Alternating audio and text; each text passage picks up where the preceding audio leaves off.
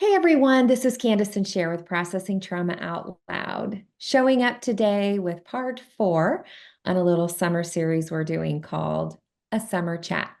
Sher and I have both shared where we're at in our journey right now with healing from complex childhood trauma, being year 5 of when we met through our story group and we were working with our individual coaches. And so if you go back and listen to the last 2 episodes, you're going to hear more particularities on things that I've seen shift in my life, and you'll hear things that Sher has seen shift in her life. But where I want to go today, Sher, if you're agreeable, because we didn't really plan any of this, we're just showing up and having a chat. I wonder if you can, or we can together, name a few reasons why. Let's just say that someone is hearing this and they're maybe curious, maybe feeling some resistance, maybe feel like they're too far gone. They just have a lot of emotions around the idea of getting help through, specifically, I'm going to say story work. Mm. Like what would it mean for them? Like, what would that experience be like to let's just say that they're going to have a consultation. What will that look like? So, what does a consultation look like? Yeah, like if they just want to say, look, okay, so a lot of these coaches, you and I both offer free consultations. Yep. We know other people who do. What would that look like? Yeah. And I'll just say that I think for coaching in general, it's very much about what do you need it to be about today, Yeah. right? And so uh the consultation is really it's the invitation for you for the person to come and just make the phone call, have the conversation and just say um, where are you at? What are you needing? Mhm. And how can we meet you there in a way that feels safe, Mhm. that feels like something that you can do, and that would move you in the direction that you want to go? Because it's, I don't come with an agenda. I don't have Mhm. a set program that I'm going to go through with people. And so for me, the most important thing is to let people know you're safe here. Like, I'm not going to push you anywhere that you do not want to go. Now, will I have curiosity about some things? Will I ask probing questions? Yes, I will.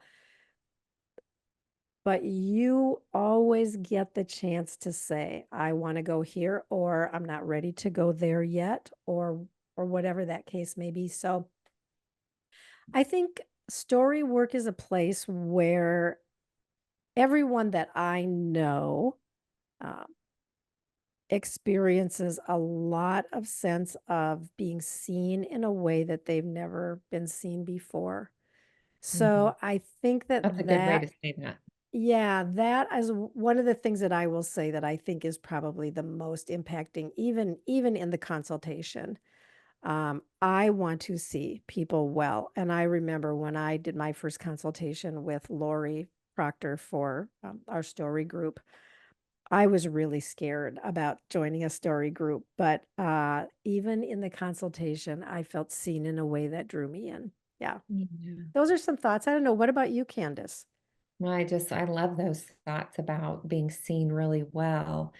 I know for me, when so I, I think a lot through the lens of attachment and getting a feel for if someone, not that you can always tell right away, but typically it can be, someone that maybe is more avoidant in their attachment wounding, where I know that I have to, um, you know, my care for them will look like helping them feel safe and drawing things out that they have historically felt um, didn't matter, or maybe it's just so buried and so deep. And the fear there is if I share this, I could be rejected.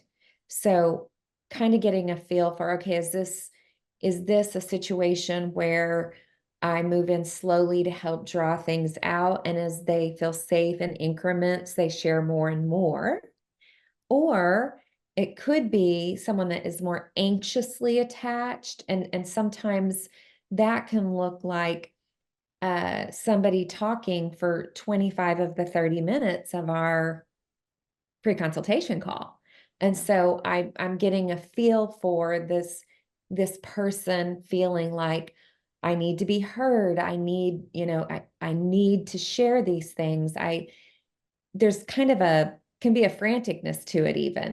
Yeah. I have so much compassion for both. I lean more towards anxious. I know I could easily talk 29 out of the 30 minutes. Yeah. And so from that, it helps me get an idea because sometimes they don't know what they need. Right. We didn't actually know what we need. Maybe some level, and our coach can kind of help us identify that. But I can have some level of, oh, this probably what we're looking at here is some containment, that you're not too much, Mm. right? Um, you know, I actually want to hear what you have to say. You don't have to, like, I'm not going to say this directly, but it's going to be more their experience. Like, I'm not going to try to shut you down. I want to help maybe direct you at times Mhm. or lead you. But usually, anxiously attached people have such a deep fear that if they're not understood, Yeah. you know, somebody's gonna abandon them. Right. Yeah. Yeah. I'm thinking about when I if we need to edit this out, we can. But when I had my consultation with Lori the first time for story group, I told her the worst things about myself, the very Mhm. worst. I told her the Mhm. worst stories.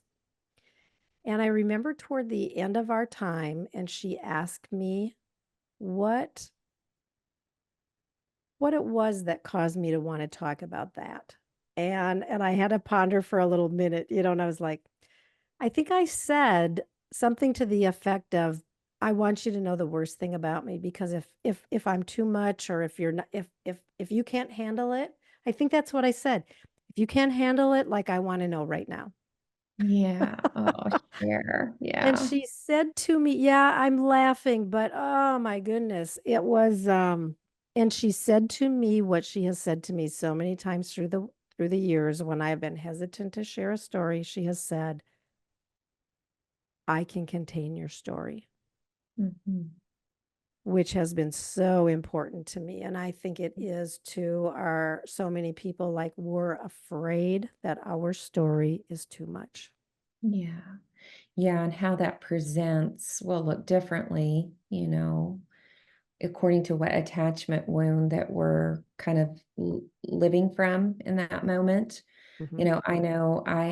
It's interesting. I have a lot of, I have experience with maybe somebody giving a referral, okay? And then maybe showing up and like they know they want to be there, and sometimes not even sure why they're there. And, but there's usually presenting problems. Like you're not gonna hire someone and pay money, if you have no idea, like there's areas that I want help in. Yeah. But I think the beauty of, like, I don't know, I'm just feeling those who are more avoidant and maybe making them for, a movement towards getting help, that you're not going to be found fundamentally flawed, or you're going to be rejected. Yeah. Like, if you can hold on to that, we all, to varying degrees, need someone to see us and help guide us in certain ways. We actually can't see our own selves very well. No. And so I think for, if maybe you identify with more avoidant, it's understanding that you're not going to be, like you said, no one's going to force you into anything. It will be an invitation as you feel safe and ready to share. Yeah. And I will tell you, some of the people that I've worked with, in that, as they, each session feel more safe and share more, oh, like being able to get in touch with that grief and name how much they were missed as a child. Mhm. Yeah, Yeah. yeah. Grief and shame too. But other things too, I'm sure, but the grief of being missed, the shame of believing that it was all my fault. Yeah. That's a huge one. Yeah. I mean, children do. I mean, it's the way we stay in control. Mhm. Yeah. I mean, if we believe it's our fault, then we believe that we can fix it. Mm. And every child is different. We will try to do that for years and years. Yeah. Or sometimes we'll give up and go very avoidant. And so yeah, it's just different for everyone. And what I want to say is like 5 years down the road for you and me, we had that first consultation call. Yeah. When I look back, I think I probably talked 29 of the 30 minutes. And my coach saw me, Yeah. you know. Mm. I was drawn into, like, she didn't even have to say much. Just, and that's what I want to say. Our presence, Mm. like just our presence, has resonance. Oh, yeah. Just to hear that, right? Just that, no words, but just that expression of, like, oh, when somebody shares something, painful, it's like sometimes there aren't even words, but to just be able to say, hmm, Yeah. and then that invites more. If they have more words, that invites more words. And My favorite words were, of course. yeah. Like when I started hearing that, it was like I really had to like sit in that. Like, well, like instead of how could you, it Mm. was like, of course. Yeah. And I think for me, what I heard a lot was, can you tell me more? Mm, Because I would say a phrase or a sentence and stop. yeah. So then the pause and then the, can you say more? Or I would like to hear more. And, and how many times I can remember my mind just spinning like more, more, how much more? What more? Right? Like, I had more. Sometimes it was hard to access the more, Yeah. but there was so much more that I was afraid to say, and I needed the invitation. Yeah. Well, 5 years into the journey, and we're still going. We are showing up today with more capacity to be loved, more capacity to love, more freedom. I wake up differently 5 years down the road than I did 5 years ago. Yeah. Does that mean I never have hard days or I get triggered? No. But what it does mean is I know the labor to heal from childhood trauma has been worth every tear. It's been worth every fear. It's been worth being misunderstood. I've lost relationships over my freaking healing. Yeah. And you know Mhm. what? Of course, I'm sad. I'm human, Yeah. but I wouldn't change it. Right. What about Yeah. you? Yeah. Yeah. It's such a journey, right? Of transformation. And I think, yeah, if I were to summarize 5 years, going into 5 years of this journey, I think love for sure, feeling alive. Um, I feel more alive than I have felt before. And I have less anxiety in my body than I have had before. I ask for what I need in ways that I never could before. And I'm showing up differently in all aspects of life, I believe. Yeah. Yeah. I got the last few of those, but my computer actually froze. So I hope I'll have to go back and hear everything that you said, but I already know it's good. Okay, yeah, I got the little Yeah. indicator, yes, so, Yeah. yeah, So I hope hopefully that all worked out. But so good to be on this journey with you. And there's no end date, right? We'll say that in our Pearls group. Like yeah, we just there's no reason to have an end date in the care that we receive and the care that we give, and that we recognize that it's a part of the beauty that has yeah, come from healing. right, because as long as we're human, we will continue to need. Yeah. And like there's so much blessing in that, right? Like just that awareness that, hey, as long as I'm alive, I will need love and care and a friend and also need and desire to give that. Yeah, I want to say something before we close out here. So we started this podcast a little over 2 years ago. Yeah. Now we had already experienced enough healing to where we were ready to process some things out loud, trauma out loud, and healing out loud. And yet I'm noticing, you know, like the confidence, not in that we're great. I mean, we are just two women showing up, doing the work. We're not licensed. I guess in some respects we can be some experts if you're looking at ours, but the confidence of like, oh wait, no, like we know our own story. We now that know the story of many other women. And I think we're showing up more assured that this isn't a fad. It's not a trend. Healing childhood trauma works and it's beautiful, and we advocate for it. Yeah. And it never ends. Yes.